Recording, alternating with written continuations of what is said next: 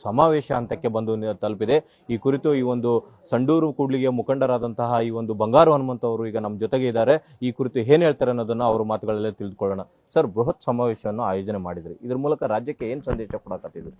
ಇಲ್ಲಿ ಒಂದು ಕಾಂಗ್ರೆಸ್ ದುರಾಡಳಿತ ವಿರುದ್ಧ ಜನ ರುಚಿಗೆದ್ದಿದ್ದಾರೆ.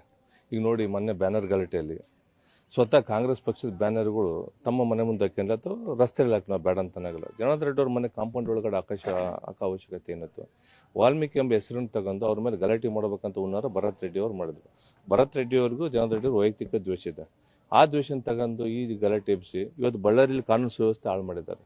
ಅನ್ನೋ ಅಮಾಯಕನ ಬಲಿ ಪಡ್ಕೊಂಡು ಮಾತು ಹೇಳ್ಬೇಕಾದ್ರೆ ಕಾಂಗ್ರೆಸ್ ಕಾರ್ಯಕರ್ತನ ಬಲಿಯಾಗಿದೆ. ಇವತ್ತು ಅವರು ಏನು ಮನೆತನಕ್ಕೆ ಯಾರು ನ್ಯಾಯ ಒದಗಿಸ್ಬೇಕು?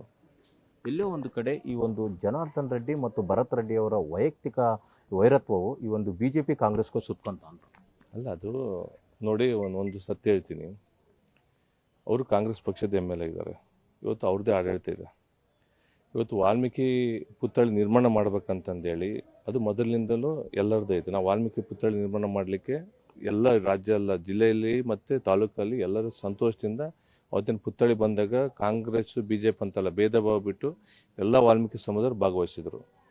ಆದರೆ 3ನೇ ತಾರೀಕು ನಡೀತಕ್ಕಂಥ ಕಾರ್ಯಕ್ರಮ ತುಂಬ ಅದ್ದೂರಿಯಾಗಿ ಆಗ್ತಾಯಿತ್ತು. ಭರತ್ ರೆಡ್ಡಿ ಒಂದು ಎಡವಟ್ಟಿನಿಂದ 2 ಬ್ಯಾನರ್ ತೆಗೆದ್ರೆ ಏನು ಗಂಟು ಹೋಗ್ತಾ ಇದ್ದಿಲ್ಲ, ಅದು ಕಾಂಪೌಂಡ್ ಒಳಗಿರೋ ತೆಗೆದಿದ್ದಾರೆ. ಇವತ್ತು ಅದಾದ್ಮೇಲೆ ಗಲಾಟೆ ಆದಮೇಲೆ 3ನೇ ತಾರೀಕು ಕಾರ್ಯಕ್ರಮ ಇತ್ತಲ್ಲ, ಸ್ವತಃ ತಮ್ಮ ಸರ್ಕಾರನೇ ಎಲ್ಲ ಬ್ಯಾನರ್ ತೆರವು ಮಾಡಿತ್ತಲ್ಲ, ಅದಕ್ಕೇನು ಹೇಳ್ತೀರಾ? ಮತ್ತೆ ಮಾತಾಡ್ಬೇಕಂತಂದ್ರೆ ಭರತ್ ರೆಡ್ಡಿ ಅವರು ಹುಚ್ಚು ಸ್ಟೇಟ್ಮೆಂಟ್ ಕೊಡ್ತಾರೆ. ಇನ್ನು ತಿಳುವಳಿಕೆ ಇಲ್ಲ. ಒಬ್ಬ ಶಾಸಕ ಜವಾಬ್ದಾರಿಯಿಂದ ಏನು ನಡ್ಕೋಬೇಕು ಅದು ನಡ್ಕೊಂಡು ಒಂದು ತಲೆ ಇಲ್ಲ. ಅದೇ ನಾಗೇಂದ್ರ ಅವ್ರ ಪಕ್ಷದ ಶಾಸಕರಿದ್ದಾರೆ. 10,000 15,000 ಬ್ಯಾನರ್ ಹಾಕಿದ್ರೆ ನಾಗೇಂದ್ರನ ಆ ಬ್ಯಾನರ್ ಕೂಡ ಫೋಟೋ ಕೂಡ ಇದ್ದಿಲ್ಲ. ಮಾತು ಹೇಳ್ಬೇಕಂತಂದ್ರೆ ತಾನೊಬ್ಬನ ಭರತ್ ರೆಡ್ಡಿ ಪಬ್ಲಿಸಿಟಿ ತನಕ ಹೋದ. ಆ ಒಂದು ಪಬ್ಲಿಸಿಟಿ ತಗೊಂಡು ವಾಲ್ಮೀಕಿ ಸಮಾಜದ್ದು ಒಂದು ಬೆಂಬಲ ಪಡಿಬೇಕಂತ ಹೋಗಿ ಅಲ್ಲಿ ಗಲಾಟೆ ಶುರು ಮಾಡಕ್ಕೆ ಪ್ಲಾನ್ ಮಾಡುತ್ತೆ ಜನಾರ್ದನ್ ರೆಡ್ಡಿ ಅವ್ರ ಮೇಲೆ. ಈ ಒಂದು ಕಾಂಗ್ರೆಸ್ ಸರ್ಕಾರ ರಾಜ್ಯದಲ್ಲಿ ಆಡಳಿತಕ್ಕೆ ಬಂದು 2 ವರ್ಷ ಪೂರೈಸಿದೆ. ಈ ಸಮಯದಲ್ಲಿ ರಾಜ್ಯದಲ್ಲಿ ಏನು ಅರಾಜಕತೆ ಉಂಟಾಗಿದೆ? ಅದೇ ರೀತಿ ಬಳ್ಳಾರಿಯಲ್ಲಿ ಭರತ್ ರೆಡ್ಡಿ ಅವರು ಶಾಸಕರಾದ ನಂತರ ಬಳ್ಳಾರಿಯಲ್ಲಿ ಏನು ವ್ಯವಸ್ಥೆ ಇದೆ? ಅಲ್ಲೇ ಬಳ್ಳಾರಿ ಶಾಂತಿಯಾಗಿತ್ತು. ಈ ಭರತ್ ರೆಡ್ಡಿ MLA ಆದಾಗ್ಲಿದ್ದೂ ತುಂಬ ಕಾನೂನು ಸುವ್ಯವಸ್ಥೆ ಹಾಳಾಗೋಗಿದೆ. ಆಮೇಲೆ ಅವ್ರು 2 ವರ್ಷ ಆಗೈತೆ ಅಂತಂದ್ರೆ ಬರೀ ದಿನ ಭ್ರಷ್ಟಾಚಾರ ಹಗರಣಗಳಾಗಿದೆ. ನೀವು ನೋಡ್ತಾ ಇದ್ದೀರಿ, ಪ್ರತಿಯೊಬ್ಬರು ಅಧಿಕಾರಿಗಳ ಮೇಲೆ ಅವರು ಮಾಜಿ ಶಾಸಕರು ಇರ್ಬೋದು ಅಥವಾ ಎಲೆಕ್ಷನ್ ಕಂಟೆಸ್ಟ್ ಮಾಡಿರ್ಬೋದು, MLAಗಳು ಇರ್ಬೋದು, ಸಿಕ್ಕಾಬಿಟ್ಟೆ ದೌರ್ಜನ್ಯಗಳು ಅಧಿಕಾರಿಗಳ ಮೇಲೆ. ಆಮೇಲೆ ದಿನ ಬರೀ ಹಣ ವಸೂಲಿ ಸುಲಿಗೆಗೆ ನಿಂತು ಬಿಟ್ರೆ. ಇವತ್ತು ಓಸಿ ಮಟ್ಕ ಬಳ್ಳಾರಿಯಲ್ಲಿ ತಾಂಡವಾಡ್ತಾ ಇದೆ.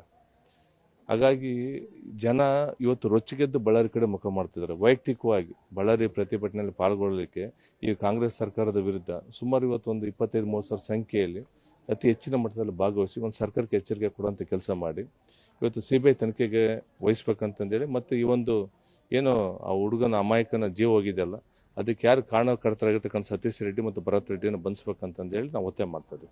ಇಂತಿಷ್ಟು ಈ ಒಂದು ಕಾಂಗ್ರೆಸ್ ಬಿಜೆಪಿ ಮುಖಂಡರಾಗಿರತಕ್ಕಂತಹ ಈ ಒಂದು ಬಂಗಾರು ಹನುಮಂತರವರು ಈ ಕೂಡಲೇ ಈ ಒಂದು ಕೃತ್ಯಕ್ಕೆ ಕಾರಣರಾಗಿರತಕ್ಕಂತಹ ಸತೀಶ್ ರೆಡ್ಡಿ ಮತ್ತು ಭರತ್ ರೆಡ್ಡಿ ಅವರನ್ನು ಈ ವಶಕ್ಕೆ ಪಡೆಯುವಂತಹ ಕಾರ್ಯ ಆಗಬೇಕು ಮತ್ತು CBI ತನಿಖೆಗೆ ವಹಿಸಬೇಕು ಈ ಒಂದು ಕೃತ್ಯವನ್ನು ಎನ್ನತಕ್ಕಂಥದ್ದನ್ನು ಆಗ್ರಹಿಸಿದ್ದಾರೆ. ಕ್ಯಾಮರಾ ಪರ್ಸನ್ ಸುಧೀರ್ ಜೊತೆ ವೀರೇಶ್ ಕರೂರ್, ಪವರ್ ಟಿವಿ, ಬಳ್ಳಾರಿ.